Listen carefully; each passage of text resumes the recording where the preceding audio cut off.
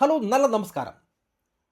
അഖിൽ അഖാനിയുടെ ഏറ്റവും പുതിയ commercial action drama Lenin ഏകദേശം 100 കോടി ബഡ്ജറ്റിൽ തിയേറ്ററിലെത്തിയിട്ടുള്ള ഈ ചിത്രം എങ്ങനെയുണ്ട്? അഖിലിന് ഇതൊരു വമ്പൻ കംബാക്ക് ആണോ എന്നതിനെക്കുറിച്ചുള്ള വിശദമായിട്ടുള്ള ഒരു പോസ്റ്റ്മോർട്ടം. ഒരു രഹസ്യം പറയാം. ഈ സിനിമയിലെ ഏതെങ്കിലും ട്വിസ്റ്റുകളോ ഇൻ്റർവെല്ലിലെ സീനോ നിങ്ങൾ ആരെങ്കിലും പറഞ്ഞോ അല്ലെങ്കിൽ ഏതെങ്കിലും റിവ്യൂ കേട്ടോ അറിഞ്ഞിട്ടുണ്ടെങ്കിൽ പിന്നെ ഈ സിനിമ കാണുന്നത് കൊണ്ട് വലിയ കാര്യമൊന്നുമില്ല എന്നുള്ളതാണ് ഞാൻ പറയാൻ ശ്രമിക്കുന്നത്. അതുകൊണ്ട് തന്നെ സ്പോയിലർ ഒന്നുമില്ലാതെ തന്നെയാണ് ഞാൻ ഈ റിവ്യൂ പക്ക നല്ല രീതിയിൽ ചെയ്യാൻ ശ്രമിക്കുന്നത്. അപ്പോൾ ആദ്യം തന്നെ ഈ സിനിമയുടെ കഥ, അതിൻ്റെ പശ്ചാത്തലത്തിലേക്ക് വന്നു കഴിഞ്ഞാൽ 1975 ഒരു അനാഥനായ രാമപുരം എന്ന ഗ്രാമത്തിലെത്തുന്ന ലെലിൻ എന്ന് പറയുന്ന യുവാവിനെ ചുറ്റിപ്പറ്റിയാണ് ഈ കഥ നടക്കുന്നത്. പൂർണ്ണമായും സ്നേഹത്താൽ നയിക്കപ്പെടുന്ന, ചുറ്റുമുള്ളവരെല്ലാം തന്നെ നല്ലവരാണ് എന്ന് വിശ്വസിക്കുന്ന ഒരാളാണ് ലെലിൻ. പക്ഷേ ഈ രാമപുരം ഗ്രാമത്തിന് ഒരു പ്രത്യേകതയുള്ളത്, അവിടുത്തെ മണ്ണിൽ ഒരിക്കലും ആരുടെയും ചോര വീഴാൻ പാടില്ല എന്നൊരു പാരമ്പര്യം അവർ കാത്തു സൂക്ഷിക്കുന്നുണ്ട്. എന്നാൽ ഗ്രാമവാസികൾ അവിടുത്തെ ശക്തമായ ഒരു വില്ലനുമായിട്ട് കൊമ്പ് കോർക്കുന്നതോടുകൂടി ഗ്രാമത്തിൻ്റെ ഒരു വലിയ ഒരു പ്രതിസന്ധി രൂപപ്പെടുകയാണ്. സ്നേഹത്തേക്കാൾ അക്രമാസക്തമായിട്ടുള്ള മറ്റൊരു യുദ്ധമില്ല എന്ന ടാഗ് ലൈനോടുകൂടി ജയിലിൽ നിന്നും പുറത്തു ഇറങ്ങുന്ന ഈ ലെലിൻ എങ്ങനെ തൻ്റെ ഗ്രാമത്തെ രക്ഷകനാകുന്നു എന്നതാണ് സിനിമയുടെ മെയിൻ പ്ലോട്ട് എന്ന് പറയുന്നത്. എനിക്ക് ഈ സിനിമയിൽ ഏറ്റവും ഇഷ്ടപ്പെട്ട ചില കാര്യങ്ങൾ പറയാം. വെറുമൊരു സാധാരണ മാസ് പടം എന്നതിനപ്പുറം ഈ ഒരു ചിത്രത്തിൻ്റെ തിരക്കഥയ്ക്ക് മഹാഭാരതവുമായി അല്ലെങ്കിൽ കുരുക്ഷേത്ര യുദ്ധവുമായി ശക്തമായ സാമ്യമുണ്ട്. ധർമ്മരാജൻ, ദ്രൗപദി തുടങ്ങിയ കഥാപാത്രങ്ങളുടെ ഷെയ്ഡുകൾ കഥയ്ക്ക് നല്ലൊരു ആഴം നൽകുന്നുണ്ട്. 1960കളിലെ ആന്ധ്രയിലെ കമ്മ്യൂണിസ്റ്റ് ചിന്താഗതിയിൽ കാരണം ഈ നായകൻ ലെലിൻ എന്ന് പറയുന്ന പേരിട്ട ആ ഒരു ഡീറ്റെയിലിങ്ങും നന്നായിരുന്നതായിട്ട് എനിക്ക് തോന്നി.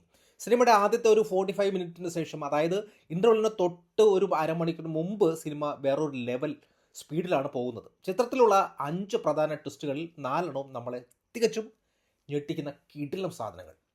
പിന്നെ വില്ലനും നായകനും തമ്മിലുള്ള ആ ഒരു തന്ത്രങ്ങളും പ്രതിസന്ധികളും നിറഞ്ഞ കുരുക്ഷേത്ര യുദ്ധം തിയേറ്ററിൽ കാണാൻ നല്ലൊരു രസമുണ്ടായിരുന്നു. അഖിൽ തൻ്റെ കരിയറിലെ ഏറ്റവും മികച്ച പ്രകടനമാണ് ഇതിൽ കാഴ്ചവെച്ചിരിക്കുന്നത്. പ്രത്യേകിച്ച് അവസാനത്തെ ഒരു 45 മിനിറ്റ് അദ്ദേഹം തകർത്തു വാരിയിട്ടുണ്ട്. രണ്ടാം പകുതിയിൽ നടൻ ശിവാജിയുടെ കഥാപാത്രവും വില്ലനായി വന്ന നടൻ്റെ പ്രകടനവും സിനിമയ്ക്ക് വലിയൊരു ബോൺ നൽകാൻ ശ്രമിക്കുന്നുണ്ട്. അതോടൊപ്പം തന്നെ നായികയായിട്ടുള്ള ഭാഗ്യശ്രീ ബോൾസയുടെ സ്ക്രീൻ പ്രസൻസും മനോഹരമായിട്ടുണ്ട്. സിനിമയുടെ സിനിമോട്ടോഗ്രാഫിയും അതോടൊപ്പം ലൈറ്റിങ്ങും കളർ ഗ്രേഡിങ്ങും കീട്ടില്ലം എന്ന് പറഞ്ഞാൽ കീട്ടില്ലം. പിന്നെ തമൻ്റെ പാട്ടുകൾ അത്ര പോരെങ്കിലും അദ്ദേഹത്തിൻ്റെ പശ്ചാത്തല സംഗീതം കീട്ടിലം എന്ന് വെച്ചാൽ കീട്ടിലം ബീജിയം എന്ന് വെച്ചാൽ കീട്ടിലം ബീജിയം, വേറൊരു ലെവൽ. പിന്നെ ഒന്നാം പകുതിയിൽ നായകൻ വില്ലൻ്റെ തല ഇറക്കുന്ന ഒരു സീനുണ്ട്, മോനെ, കീട്ടില്ലം സാധനം, കീട്ടില്ലം സാധനം. പിന്നെ എനിക്കിതിൽ തോന്നിയിട്ടുള്ള നിരാശപരമായിട്ടുള്ള അല്ലെങ്കിൽ പോരായ്മ എന്ന് പറയുന്നത് ഭയങ്കര ലിപ് സിങ്ക് പ്രശ്നമായിട്ട് വരുന്നുണ്ട്. പല സീനുകളിലും ഇവരുടെ ആ ഒരു ലിപ്പ് ഇത് വരുന്നില്ല, ഒരുമിച്ച് വരുന്നില്ല. ഒരു തെലുങ്ക് സിനിമയ്ക്ക് പറ്റുന്ന രീതിയിലല്ല പലപ്പോഴും എനിക്ക് തോന്നിയത്. കാരണം എനിക്കിപ്പോൾ തമിഴൊക്കെ അറിയാവുന്നത് കൊണ്ടും തമിഴിൻ്റെ ഒരു ലിപ്പ് പോലെ എനിക്ക് തോന്നി. പിന്നെ പ്രണയരംഗങ്ങളിൽ ഒരുപാട് പാട്ട്, നായകനും നായകനും തമ്മിലുള്ള പ്രണയരംഗങ്ങൾ പലയിടത്തെ ക്ലീശയായിട്ടാണ് എനിക്ക് തോന്നിയത് കേട്ടോ. പിന്നെ ഒരുപാട് പാട്ട്, 3-4 പാട്ട് പലയിടത്തായിട്ട് കുത്തി നിറച്ചിട്ടുണ്ട്. കുറച്ച് ഒരു കീട്ടിലമായിട്ട് പോകുന്ന സ്ഥലത്ത് പെട്ടെന്ന് സ്റ്റഡം ബ്രേക്ക് ഇടുന്നത് പോലെയാണ് പാട്ട് വന്ന് പ്ലേസ് ചെയ്തിരിക്കുന്നത്. അതൊരു കല്ലുകടിയായിട്ട് എനിക്ക് തോന്നി. പിന്നെ ക്ലൈമാക്സിൽ ഉണ്ടല്ലോ, സിനിമയുടെ തുടക്കത്തിൽ വില്ലന് നൽകിയിട്ടുള്ള അത്രയും വലിയൊരു മാസ് എലിവേഷൻ ക്ലൈമാക്സിൽ നായകന് കൊടുക്കാൻ വേണ്ടി സംവിധാനം കഴിയുന്നില്ല. എല്ലാം പെട്ടെന്ന് കട്ടായി വളരെ സാധാരണമായിട്ടുള്ള രീതിയിലേക്ക് സിനിമ പെട്ടെന്ന് അവസാനിക്കുന്നുണ്ട്. ചിലയിടങ്ങളിൽ ഉണ്ടല്ലോ 100 കോടി രൂപയോളം ബഡ്ജറ്റ് ഉണ്ടായിട്ട് പോലും VFX വളരെയധികം മോശമായിട്ടാണ് തോന്നിയത്. കാരണം ഈ ഒരു ക്ഷേത്രത്തിൻ്റെ ചുറ്റുപെട്ട ഉത്സവത്തിൻ്റെ അന്തരീക്ഷത്തിൽ കാണുന്ന കുറേ ഈ കറക്കം പോലുള്ള ഊഞ്ഞാലുകൾ മിക്ക സീനുകളിലും കാണുന്നു. അതേ ലൈറ്റ് ഫുള്ള് സാധനം എപ്പോഴും ആ സീനിൽ കാണുന്നു.